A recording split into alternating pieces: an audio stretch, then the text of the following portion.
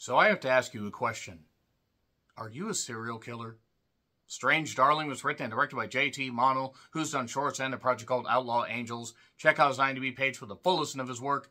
Stars Willa Fitzgerald, who was in the Scream TV series, as well as Netflix's House of Usher, and Kyle Gallner, who was in Smile, a very terrifying movie that I didn't expect would be terrifying, based on the silly marketing campaign, but holy goddamn shit, that ending really stuck with me. Kyle Gallner was an absolute standout in that. And Smile 2, Electric Smile Boogaloo, is going to be coming out in just a little bit. So, Strange Darling got quite the interesting bit of feedback in the sense that audiences and critics were raving about this goddamn thing. They were saying it subverts the slasher genre, the serial killer genre, whatever you want to call it. It basically takes you on a goddamn ride, not come on ride the train and ride it, woo woo.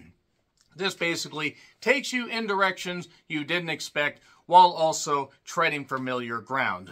Now, I gotta be honest, I kind of heard that a little bit within a violent nature, so I was given a little bit of pause, but I decided after watching Blink Twice and the Crow reboot, yeah, it wasn't exactly a great day for movies. I decided to go to a late night showing of this. There was one other person at the very front, so I was able to just sit back and see if Strange Darling would live up to the goddamn hype.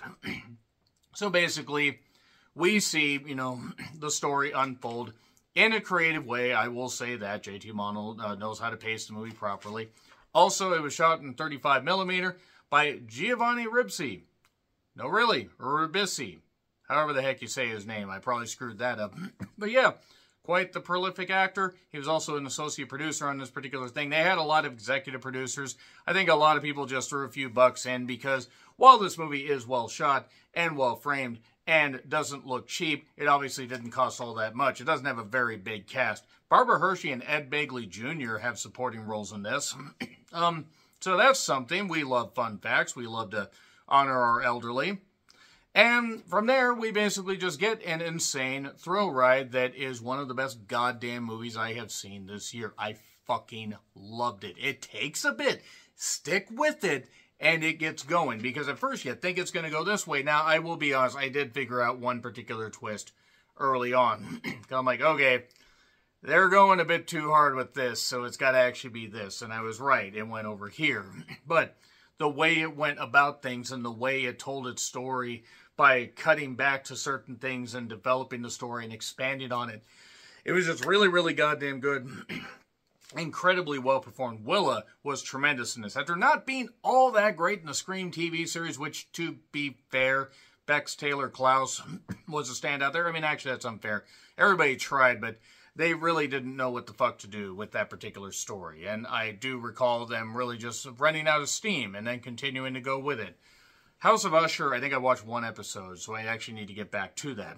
But Kyle Gallner, being in Smile, and having a really good turn there, I was interested to see how these two were going to play off of each other.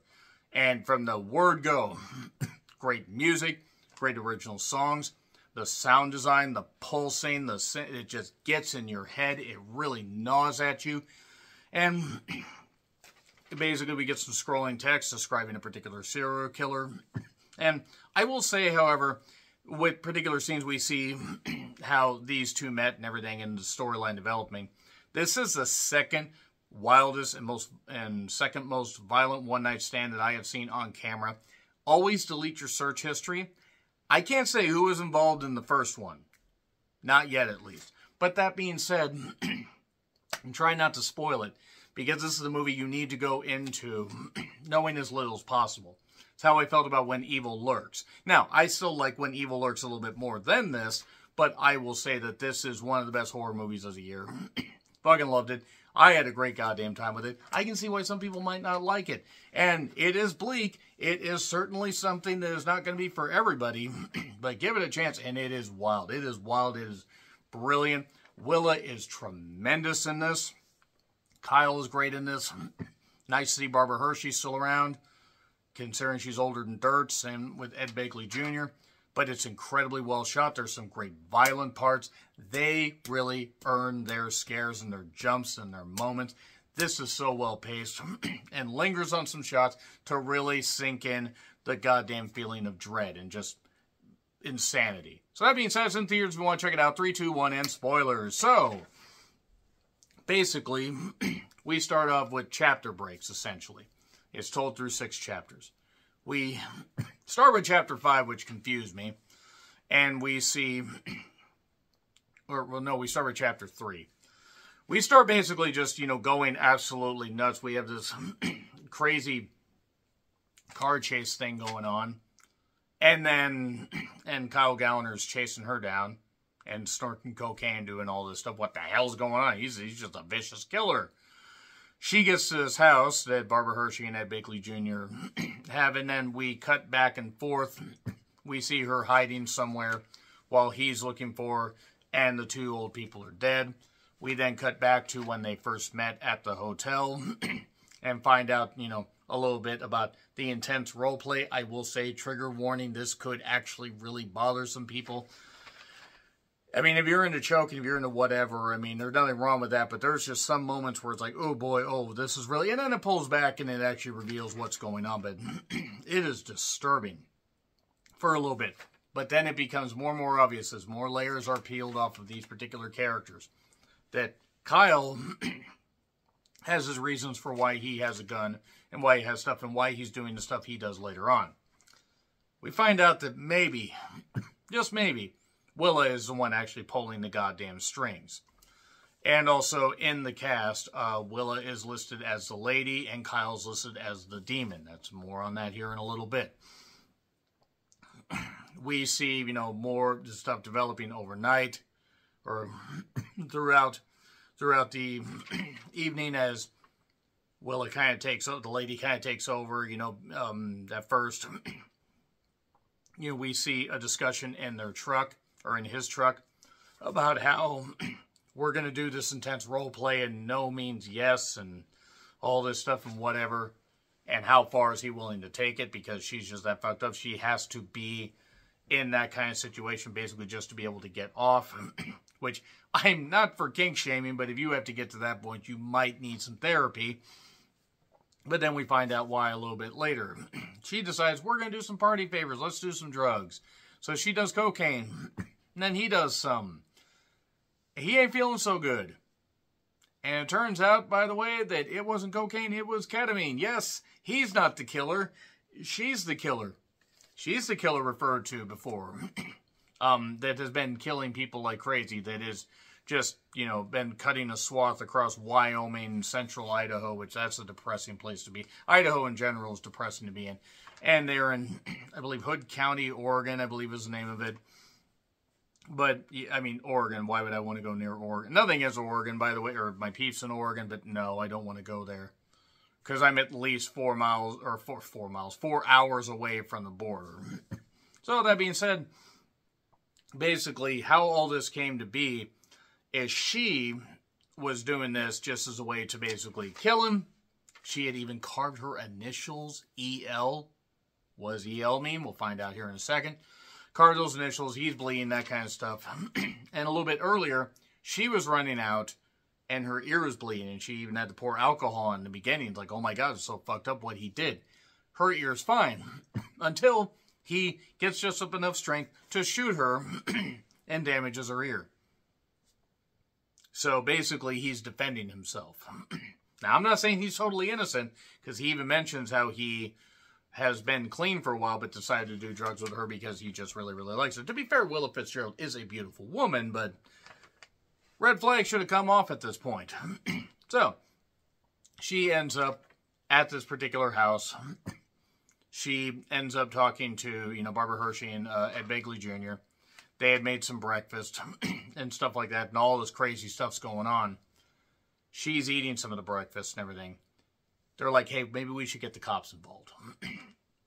No cops, because she finds out just before he shoots her ear that he's a cop. So that's where she realized she really fucked up. Because, oh shit, I'm going to get caught. So she, takes off, ends up at the old couple's house.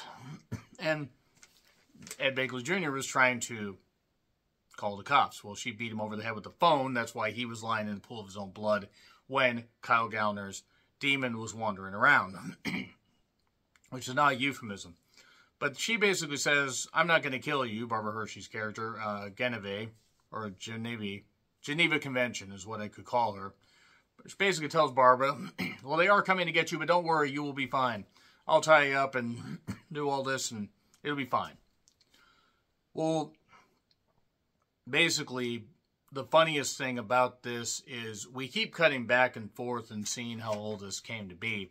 After she left the hotel, after he shot her ear, she ends up in like a little lobby of a place, gets the door locked, stabs the lady that locked the door, and she was wearing a red thing in the beginning, like, you know, nurse scrubs. She basically got, you know, stuff from this person, way to gauze up her ear and that kind of stuff.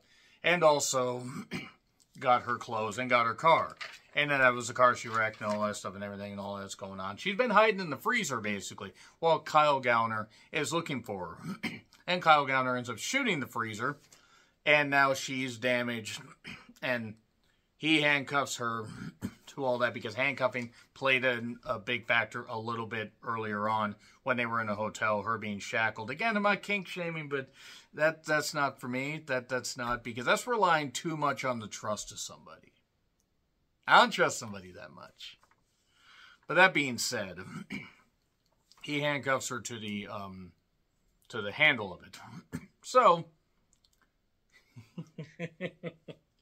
he calls up and basically calls his partners, or he's like, hey, I got myself in a fucked up situation, or whatever, this kind of stuff. But and we don't hear the entire conversation. And then he goes and gets her out of the goddamn freezer. I got you. Because he knew. He knew what she was. She was a killer. But then she, as a final act of, like, you know, just desperation, but also just, I'm going to, you know, get back the control I had. She bites his neck and his jugular and and he bleeds out. And he's got drugs in his pocket. So he fell off the wagon. So she's got everything covered. She even manages to somehow pull her pants down. So it looked like he sodomized her and did this kind of stuff. And that, oh, he did all this. And she managed to defend herself and that kind of stuff. And these two cops show up. And it's just so funny.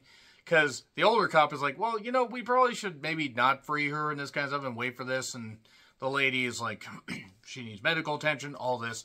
It turns out that the older cop is actually right. Because they get in the car and, oh, no. She has the gun. She tells the cop, the lady cop to leave. And then basically ends up telling the cop what's going on, the older cop. She didn't want to shoot him. She's the electric lady. She had a shock stick and stuff like that and everything, a taser. But also she's just completely insane. And the reason she does this is sometimes she sees people and other times she sees demons. And then she ends up shooting him. She stumbles out because she's been shot also. She was shot through the freezer thing.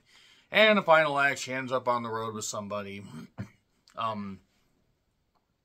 When somebody picks her up. But she picks the wrong person to try to shoot. Because she's in a weakened state. And this person shoots them. Or shoots, shoots Willa. Takes her gun. Calls and says, I'm bringing her in. She tried to shoot me. This kind of stuff. And takes off. And then we just get this long lingering shot. Of like, it fading, the color gradually fading out, the color fading out of her life, and all this stuff going on. And just the fact that she almost got away with it. You're not necessarily rooting for her, but you're rooting for that movie to just keep on cooking, and it keeps cooking, and it percolates perfectly, and it is an A+. It is fucking tremendous. I had a great goddamn time with it. So let me know your thoughts in the comments. Like, share, subscribe, Twitter handle in the description. I'm John Ritland. I'll see you soon.